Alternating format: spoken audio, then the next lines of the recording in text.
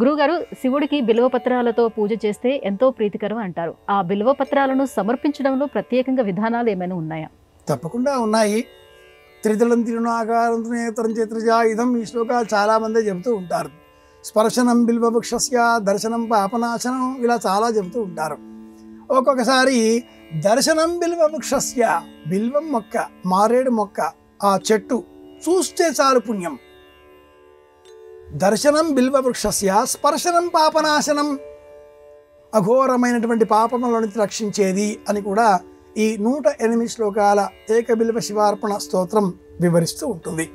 బిల్వ పత్రాన్ని మనం చూసినప్పుడు ఈనాటి కాలానికి 3 విధాలుగా ఉండే బిల్వ పత్రాలు మనకు లభిస్తున్నాయి. ఒకటి త్రిదళం, 3 భిన్నమైన ఆకులతో ఉండేటటువంటి బిల్వ పత్రం. ఇది సహజంగా చాలా విరివిగా లభిస్తుంది. ఒకే ఆకుల్లో అంతర్భాగంగా 3 భాగాలు, ఇది ఏకబిల్వం. ఈ 2 కాకుండా ఒక దళంలో 11 ఆకులుగా ఉండేటటువంటి ఏకాదశ బిల్వ దళం, ఇది అరుదు కానీ లభిస్తుంది. ఇలా లభించే బిల్వపత్రాన్ని లక్ష్మీ స్వరూపంగా గుర్తించాలి అని మన పురాణ ప్రపంచం అభివర్ణిస్తుంది. పరమేశ్వరుడికి బిల్వదళాన్ని సమర్పించే సమయంలో ఆ బిల్వపత్రాన్ని బోర్లా వేసి సమర్పించాలి, వెల్లకిలా కాదు.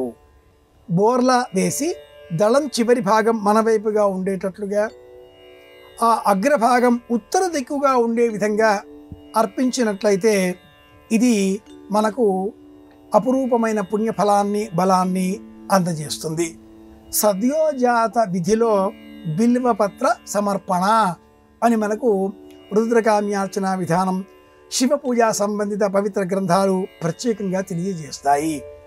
ఈశ్వరునికి మనం పూజించేటటువంటి సమయంలో దక్షిణం వీపుగా కూర్చొని ఉత్తరం ముఖంగా మన ఎదురుగా శివలింగాన్ని ఏర్పాటు చేసుకుని పానవట్టం ఉత్తరం వైపుగా ఉండే విధంగా అమర్చుకొని అభిషేకం చేసిన అనంతరం ఆ బిల్వదళాన్ని ఇలా చేతపట్టుకుని తులసి బిల్వ నిర్గుండి జంబీరా మలకం తథా పంచబిల్వమితి ఖ్యాతం ఏకబిల్వం శివార్పణం.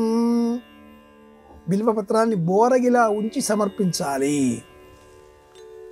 అత్యవసర పరిస్థితులలో మనకు ఒకవేళ ఈ మారేడు పత్రి లభించనట్లయితే తులసి పత్రం కూడా సమర్పించవచ్చు, పరమేశ్వరుడు అంగీకరిస్తాడు. తులసి, బిల్వ, నిర్గుండి, జంబీర, నిర్గుండి వావిలాకు, జంబీర జామ, ఆ మలకం తథా ఉసిరి, నిమ్మ, ఈ పత్రాలన్నీ కూడా ప్రత్యామ్నాయాలుగా స్వీకరించి ఇవి లేనప్పుడు వాటిని కూడా సమర్పించవచ్చు అని కూడా బిల్వపత్ర అష్టోత్తర శతనామావళి వివరిస్తుంది. పత్రం ఏదైనా బోరగిలా సమర్పించాలి, ఇది లక్షణం.